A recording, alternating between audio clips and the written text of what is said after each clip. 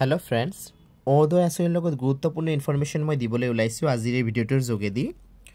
So যিসকলে অৰুণোদয় আঁচনিত apply কৰিব বিচাৰিছে আৰু বা যিসকল হিতাধিকাৰী অলৰেডি আছে অৰুণোদয় আঁচনিৰ সুবিধা লাভ কৰি আছে সকলোৰ বাবে ভিডিঅ'টো অতিকৈ গুৰুত্বপূৰ্ণ হয়। মই অৰুণোদয় আঁচনিৰ সুবিধা কথা যদি মই উল্লেখ কৰোঁ, অৰুণোদয় আঁচনি বৰ্তমান অসমত চলি থকা সৰ্ববৃহৎ আঁচনি বুলি ক'লেও ভুল নহ'ব, কাৰণ মহিলা সবলীকৰণৰ ক্ষেত্ৰত চৰকাৰে যিসমূহ পদক্ষেপ লৈছে তাৰ ভিতৰত কিন্তু অৰুণোদয় আঁচনিটো বহুত অত্যন্ত গুৰুত্বপূৰ্ণ।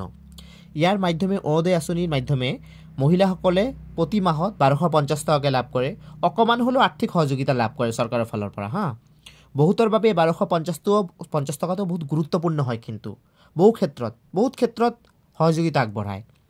সো এতিয়া কথাটো হৈছে অৰুণোদয় আঁচনিৰ সুবিধাৰ লগত জড়িত আগন্তুক দিনত কি ধৰণে আপোনালোকে সুবিধা লাভ কৰিব।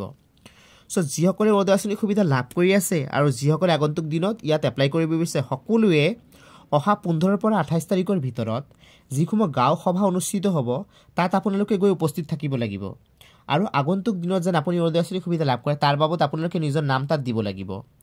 কোনোবাই যদি তাত নাম নিদিয়ে কি হ'ব, আগন্তুক দিনত তেওঁলোকে অৰুণোদয় আঁচনিৰ সুবিধা আৰু লাভ নকৰিব।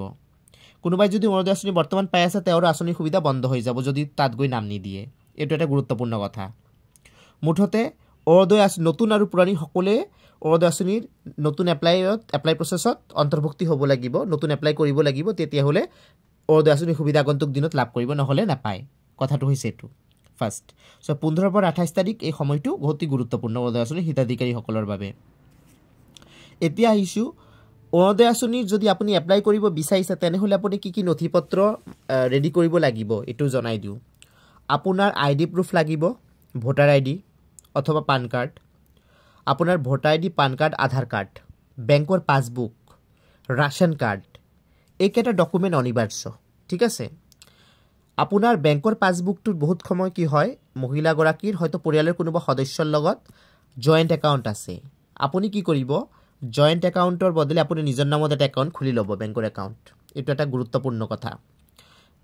নিজৰ বেংকৰ একাউণ্ট থাকিলে সুবিধা আঁচনিটো সুবিধা লাভ কৰাৰ ক্ষেত্ৰত। জইণ্ট একাউণ্টত মানে অসুবিধা, বহু ক্ষেত্ৰত আঁচনিৰ সুবিধা নাহে বা তেনেকৈ দুজন মানুহৰ ব্যক্তিৰ নাম থকাৰ বাবদ কি হয়, যোনে এপ্লাই কৰিছে তেওঁ ছিংগেল কিন্তু থাকে জইণ্ট একাউণ্ট দুজন ব্যক্তিৰ নাম, তাত ট্ৰানজেকশ্যনত বা চৰকাৰে টকা পঠালে এইটো একচেপ্ট হ'ব পাৰে, নহ'ব পাৰে, কিবা অসুবিধা হ'ব পাৰে বা একচেপ্ট হোৱাৰ সম্ভাৱনাটো অকণমান কম থাকে।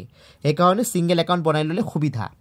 এতিয়া ধৰক আপোনাৰ একাউণ্ট আছে বেংকৰ একাউণ্ট, কিন্তু তাত ধৰক বহুত দিন ধৰি আপুনি ট্ৰানজেকশ্যন কৰা নাই বা KYC-টো আপডেট কৰা নাই, এইখিনি প্ৰব্লেম থাকে। এই প্ৰব্লেমটো ছল্ভ কৰি ল'ব ইয়াত এপ্লাই কৰাৰ আগত, এই প্ৰব্লেমটো ছল্ভ কৰি ল'ব। বেংকৰ একাউণ্টটো ক্লিয়াৰ ৰাখিব, কিয়নো আপুনি আঁচনিৰ সুবিধা কিন্তু বেংকৰ একাউণ্টৰ যোগেদি লাভ কৰিব। ঠিক আছে। এতিয়া কথাটো হৈছে আপোনাৰ পৰিয়ালত যদি কোনোবা দিব্যাংগ যদি আছে তেওঁৰ হেণ্ডিকেপ চাৰ্টিফিকেটখিনিও তাত ইনক্লুড কৰিব যেতিয়া আপুনি আঁচনিটোৰ বাবে এপ্লাই কৰিব। ঠিক আছে। কোনোবা যদি বিধৱা মহিলা হয় স্বামীৰ ডেথ চাৰ্টিফিকেটৰ জেৰক্সো এটা প্ৰভাইড কৰি দিব লাগিলে। কোনোবা স্বামী বিবাহ বিচ্ছেদ হোৱা মহিলা আছে, ধৰক ডিভোৰ্চ লেটাৰৰ বা কিবা যদি তেনেকৈ মানে জেৰক্স আছে বা কিবা, সেইটোখিনি দি দিব। তাতে কি হ'ব, আপুনি অগ্ৰাধিকাৰ লাভ কৰিব আঁচনিটো পোৱাৰ ক্ষেত্ৰত।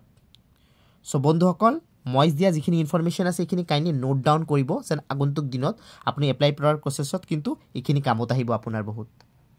চ' বন্ধুসকল, এইখিনি হৈছে আজিৰ গুৰুত্বপূৰ্ণ আপডেটছ অৰুণোদয় আঁচনিৰ লগত জড়িত।